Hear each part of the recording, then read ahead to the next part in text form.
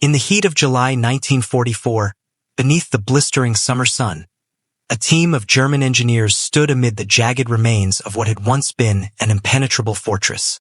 The bunker's walls, thick with the weight of 5 meters of reinforced concrete, had been built to withstand the full fury of the Allies' might, bombs, artillery, and airstrikes. For years, these fortifications had stood defiant, a symbol of Nazi power, impervious to the destructive forces that rained upon Europe. But now, those once sturdy walls lay in ruins, broken and twisted like a discarded shell. There was no sign of the resilience they had once embodied, no sign of the unshakable strength they had promised. Instead, a colossal crater, deep and wide, scarred the earth where the bunker had once stood proudly. The engineers stood in disbelief, their boots crunching on the broken stone as they surveyed the devastation. They had come to assess the damage, to understand what had happened. But the scene before them was unlike anything they had prepared for. It wasn't just the rubble, the shattered concrete that left them speechless. It was the crater itself, an unnatural wound in the earth that seemed to stretch out farther than they could see. The bomb had not even struck the bunker directly. It had landed 50 yards away, but the destruction was total. It was as though the very ground had devoured the fortress, swallowing it whole. The Germans knelt beside the fragments, gathering what pieces they could. The bomb's impact had caused something they couldn't explain. No bomb, no matter how powerful, could wreak such havoc without a direct hit. Yet this bomb had shattered everything, even the very foundation of their belief in invulnerability. As they sifted through the remains, they discovered something that left them trembling with disbelief. The bomb had not been a conventional weapon. It had been something entirely new, something that no one had ever seen before. A weapon so devastating that it didn't need to strike the target itself to do its job. All it needed was proximity, and the earth would do the rest. The engineers exchanged nervous glances. The realization hit them like a wave. The weapon that had caused this destruction didn't follow the traditional rules of warfare. It didn't depend on a direct hit to destroy. It simply needed to land near the target, and the shockwave, the force of the explosion, would ripple through the ground, causing devastation miles beyond the bomb's landing point. No bunker, no fortress, no structure was safe. Not even their most advanced defenses could withstand it. The war was shifting in a way they had never imagined, and the Allies had unleashed a weapon that would change everything. As they gathered their thoughts, the haunting truth became clear. The Germans had built their fortifications to withstand the worst the Allies could throw at them, but they had never anticipated a bomb like this. A bomb that could shake the earth itself, a bomb that could render their greatest defenses irrelevant. In that moment, the engineers understood something that would haunt them for the rest of the war. No matter how thick the walls, no matter how deep the bunkers, the earth could always be their undoing. The new weapon, known only to the Allies, had proven that it could tear down the very foundation of their fortifications without ever needing to strike them directly. It was the death knell for the idea that any structure could be safe, no matter how heavily fortified. The engineers walked away from the crater, their minds reeling. They had just witnessed the birth of a new kind of warfare, a warfare where the ground beneath them could be just as deadly as the bombs falling from the skies. And they knew, with a sinking feeling in their stomachs, that the days of their unassailable bunkers were numbered. The Tallboy had come, and it would change everything. By 1943, the Allies had poured everything they had into trying to break through Germany's formidable defenses, but the results were nothing short of maddening. The U-boat pens that lined the Atlantic coast were nearly indestructible, 7-meter thick roofs that had withstood the fiercest bombardments. These massive concrete structures, built to protect the heart of Germany's naval fleet, had endured countless raids. The V-weapon sites, nestled deep within the French countryside, were fortified with 5-meter thick walls, almost as though the Germans had anticipated every possible attack. And looming over the northern waters was the Tirpitz, a battleship that struck fear into the hearts of the Allies. Its presence alone forced Britain to maintain a constant naval defense, tying down resources that could otherwise have been deployed to other theaters of war. These fortifications weren't just physical structures. They were symbols of Germany's strength, their unwavering belief in their own invulnerability.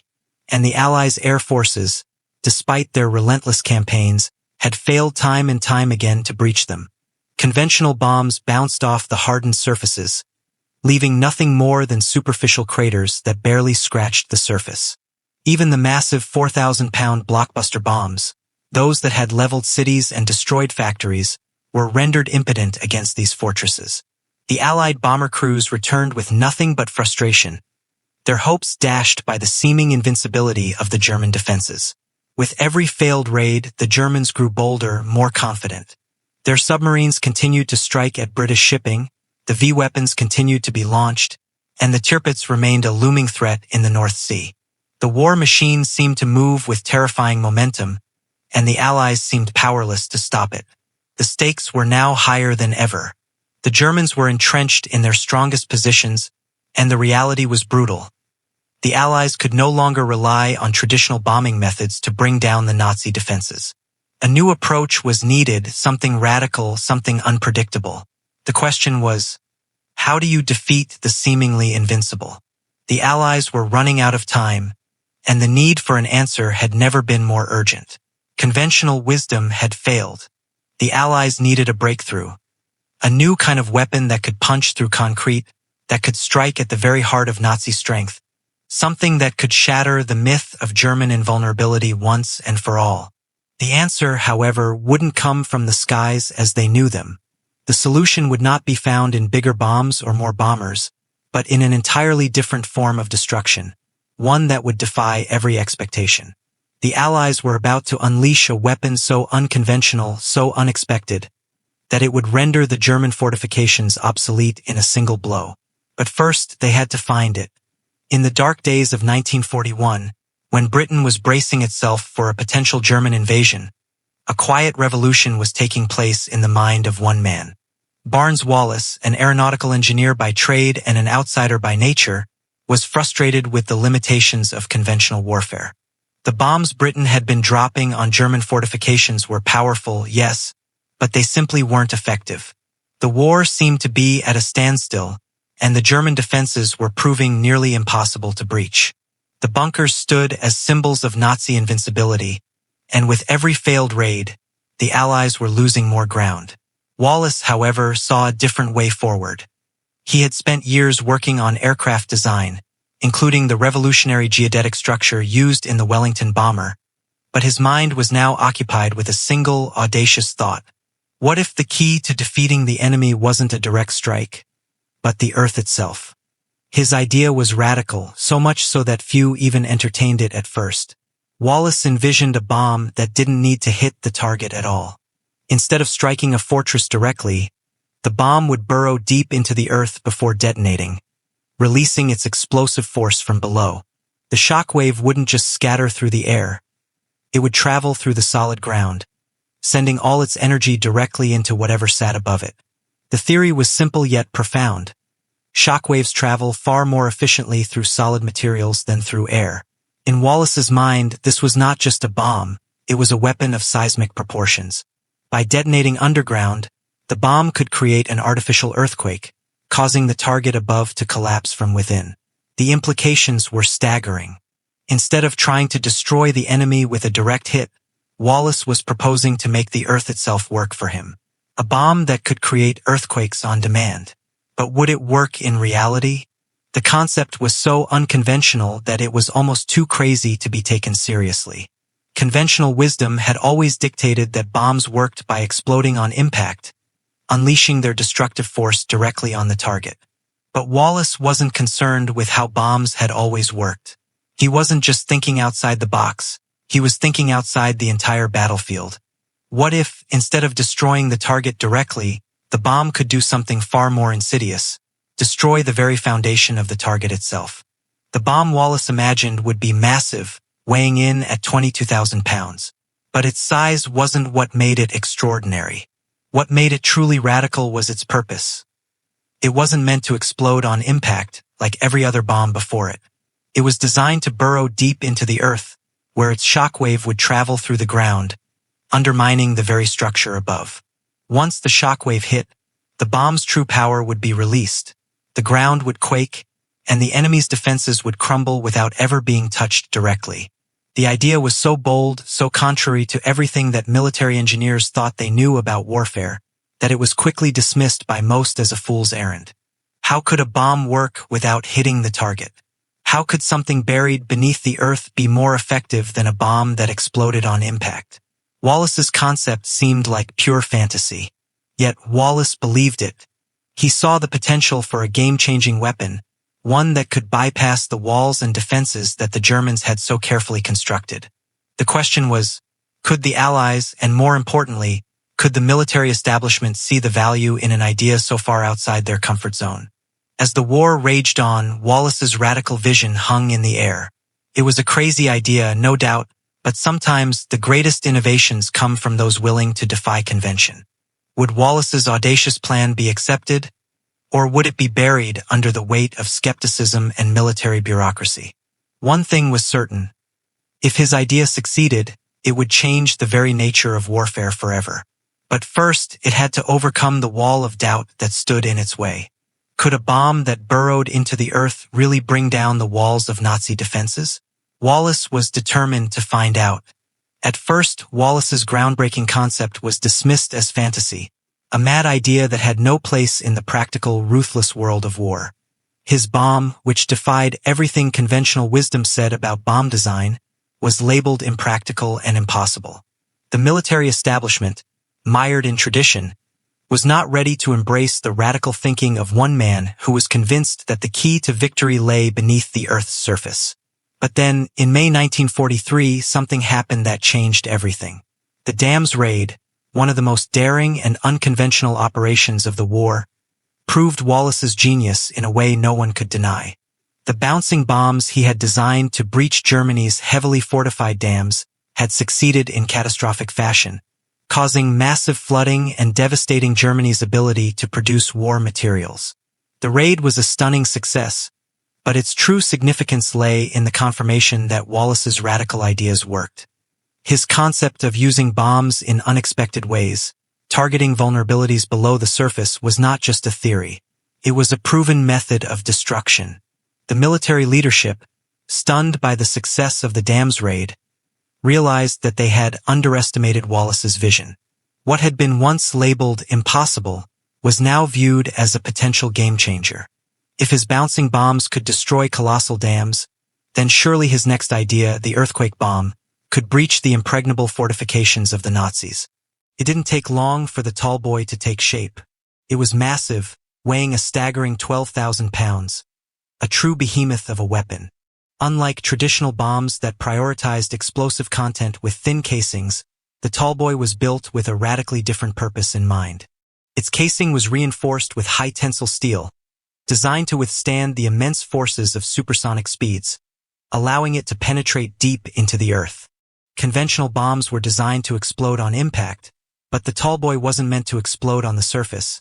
It was meant to bore deep into the ground before detonating, delivering its destructive force from below. Its design was equally unconventional. The bomb's aerodynamics were perfected to make it fall with the precision of a bullet, sharp and true. The bomb's shape was carefully calculated, its nose pointed and streamlined, ensuring that it would cut through the air with minimal resistance. As it plummeted toward the earth, the Tallboy's kinetic energy would build to staggering levels. The bomb would be traveling at incredible speeds, somewhere around 750 miles per hour, nearing the speed of sound before it even hit the ground. The sheer kinetic force of the Tallboy alone could cause devastating destruction before the explosive even had a chance to detonate. It was a radical departure from traditional bomb designs. Wallis's bomb wasn't about maximizing explosive power. It was about maximizing penetration and allowing the earth itself to absorb the impact and deliver the damage. The Tallboy was a weapon of seismic proportions, meant to cause shockwaves that would tear through concrete, destroy foundations, and collapse structures from below. In a world where conventional thinking had failed, Wallis's vision was now on the verge of reality. The Tallboy was born, not just as a weapon, but as a symbol of innovation in the face of relentless adversity. It was a weapon that promised to break down the walls of Nazi defenses, to bring down the seemingly invincible fortifications that had withstood everything the Allies had thrown at them. It was a weapon that would change the course of the war, and possibly the future of warfare itself. Now that Wallis's revolutionary idea had been embraced, the world would soon see whether this incredible weapon could live up to its promise. Would it be the key to finally cracking the German war machine? Would it shake the earth itself? On the night of 1944, as the world held its breath in anticipation of the full-scale invasion that would soon unfold across Normandy, the Allies prepared to strike at a critical German lifeline. The Somali railway tunnel, nestled deep in the heart of northern France, was Germany's vital link to the battlefield. It was the only path through which reinforcements could reach the German forces on the front lines. If the Allies couldn't sever this line of supply, the invasion, still in its fragile early days, could fail. The stakes were as high as they could be, and the Allies had only one chance to make it count. Wing Commander Leonard Cheshire led the attack, guiding 19 Lancasters into the night sky, each aircraft carrying one of the newly developed Tallboy bombs. The weather was perfect, the skies clear, and the airstrip was calm, a rare stroke of fortune in a war plagued by unpredictable conditions. Cheshire's squadron had trained for this moment, preparing for the mission that could change the course of the war. The marking was precise, the bombing run meticulously planned. There was no room for error. As the bombers reached their target, they released the Tallboys, 12,000-pound bombs that would make history. The Tallboys plummeted through the night sky with terrifying speed, their sharp, aerodynamic shape cutting through the air. For a moment, it was as if time itself slowed, the bombs silently falling toward their mark. The German forces in the tunnel were completely unaware. The sheer power and precision of the Tallboy attack was unimaginable. One bomb, dropped perfectly in line with its target, did not simply strike the surface. It penetrated 60 feet of solid rock that had once been thought impervious to any kind of aerial attack. The bomb bored through the earth with terrifying efficiency, as Wallis had envisioned, and then exploded with earth-shattering force. The tunnel collapsed completely, sealing it off for good. The Germans could no longer use their critical supply route to send reinforcements. But perhaps the most terrifying part of the attack was what no one could have anticipated. One near miss, a bomb that didn't hit its target directly, had done just as much damage.